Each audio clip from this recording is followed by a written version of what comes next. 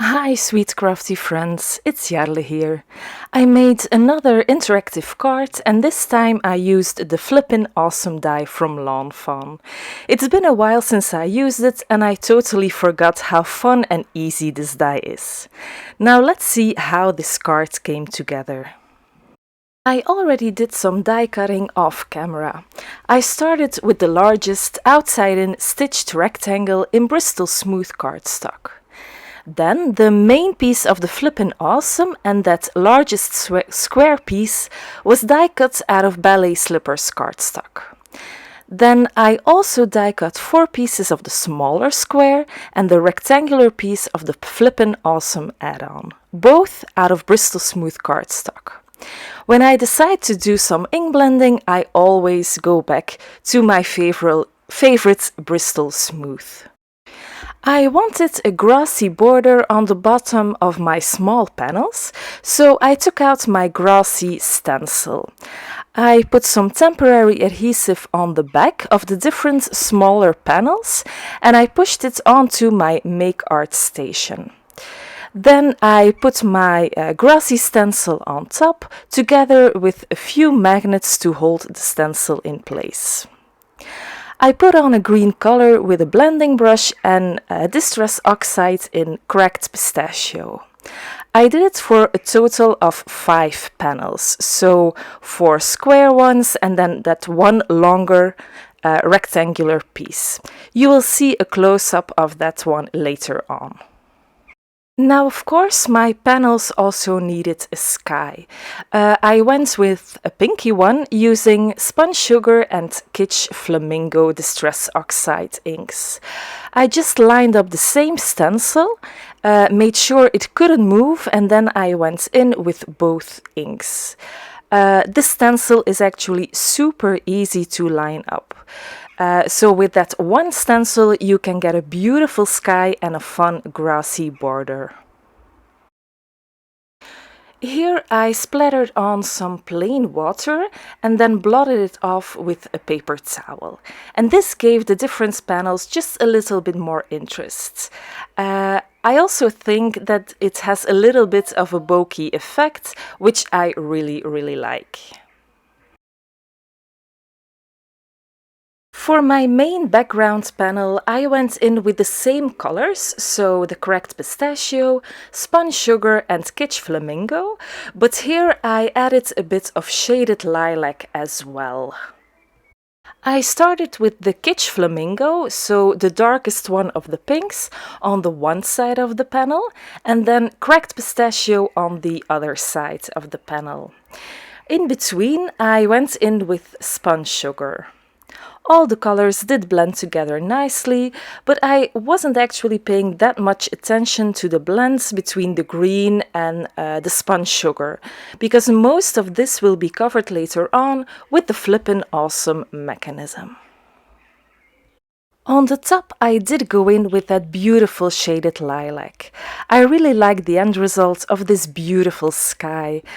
I think it really needed that lilac color, or it would have been too pinky, although I absolutely adore the color pink. I never can't seem to get enough of it. Then, of course, for the finishing touch, I splattered on some water here as well, so it would coordinate nicely with my smaller ink-blended panels. Now it's time to work on the interactive mechanism.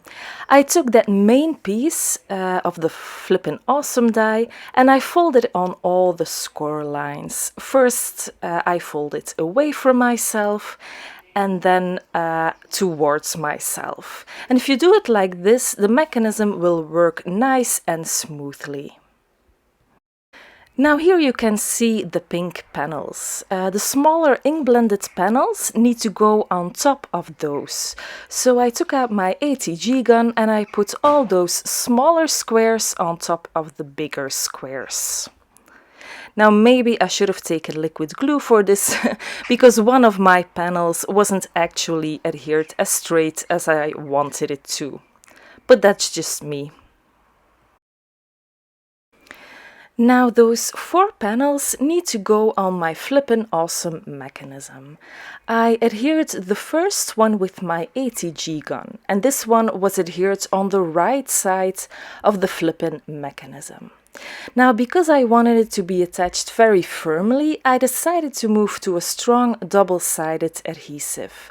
So you will see that on that Flippin mechanism there are a few smaller areas, and I put some strong adhesive on all 3 of those smaller areas. With my bone folder I made sure that the glue would stay nice and put. And then I peeled off the liner paper and I attached my 3 panels on top of that glue. You will see that only the left side of the little panel is attached to the Flippin mechanism.